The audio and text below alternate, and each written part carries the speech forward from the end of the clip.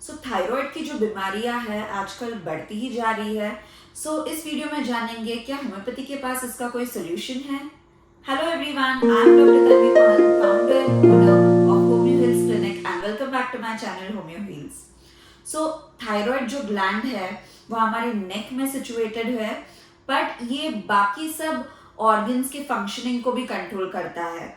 ये हमारे हर सेल का मेटाबॉलिज्म कंट्रोल करता है और उसी वजह से जब ये थायराइड ग्लैंड डिस्टर्ब हो जाता है तो हमें मल्टीपल सिम्टम्स आते हैं। इसमें मेजरली दो चीजें हो सकती है। आइदर हमारा थायराइड ग्लैंड डिक्रीज फंक्शन कर रहा है जिसमें थायराइड हार्मोन्स घट जाते हैं जिसे हम हाइपोथायरॉयडिज्म बोलते हैं, या फिर हमारे थायराइड हार्मोन्स बढ़ जाते हैं जिसे हम हाइपोथायरॉयडिज्म बोलते हैं।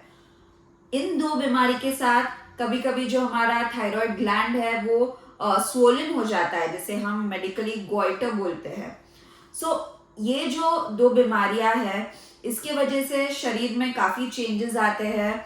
जैसे हाइपोथायरॉयडिज्म में बात करें तो वजन का बढ़ना, फटीग, सुस्त लगना, नींद ज्यादा आना, फीमेल्स में मेंस्ट्रुअल साइकिल का इरेगुलर होना और बहुत सारे लक्षण आते हैं। वैसे ही हाइपोथायरॉयडिज्म में वजन का घटना और ऐसे वेरीड लक्षण हमें इन दोनों बीमारी में दिख सकते हैं। एंजाइटी होना, पैल्पिटेशंस होना, ये भी हाइपोथायरॉयडिज्म में दिखता है। बात करेंगे क्या होम्योपैथी मदद कर सकता है ये दो बीमारियों में। बिल्कुल मदद कर सकता है और मैं मेरे क्लिनिकल प्रैक्टिस में थायराइड पेशेंट्स को बहुत देखती हूँ और मेरा ये गोल है कि पेशेंट को मेडिसिन फ्री करूँ और उनका जो थायराइड प्रॉब्लम है उसे रिवर्स करूँ। ये थायराइड की बीमारी आती क्यों है? इन मेजर केसेस ये एक ऑटो इम्यून थायराइड प्रॉब्लम होता है, यानी हमारी इम्यूनिटी डिस्टर्ब होने के कारण थायराइड ग्लैंड डिस्ट्रॉय होता है और उस वजह से ये बीमारी स्टार्ट होती है। सेकेंड, फैमिली में भी अगर जेनेटिक हिस्ट्री हो तो भी आपको हाइपोथायरॉयडिज्म आ सकता है। Now this thyroid gland is very sensitive to stressors, फिर वो मेंटल स्ट्रेस हो या कोई फिजिकल स्ट्रेस हो। ये ग्लैंड डिस्टर्ब हो जाता है और कभी कभी अगर हमारी बॉडी ये डील नहीं कर पाए तो हमें ये बीमारी आ सकती है। Because it is so closely linked to immunity and stress, homeopathy बहुत ही अच्छे से एक्ट करती है और ये बीमारी को आप होम्योपैथी से बहुत सारे केसेस में मैंने रिवर्स भी किया हुआ है।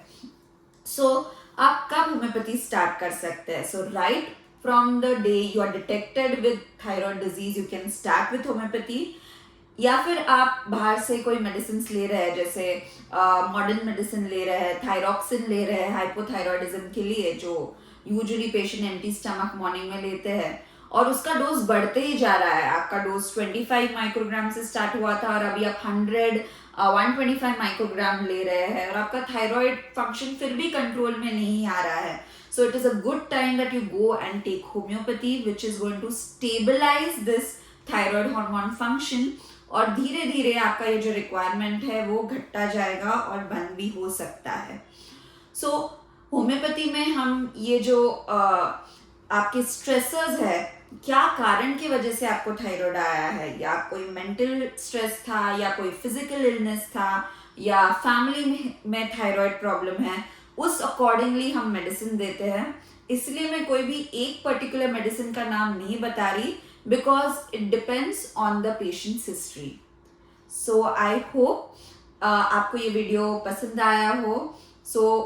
अगर ये आपको हेल्पफुल लगा हो ज़्यादा से ज़्यादा लोगों के साथ ये शेयर कीजिए।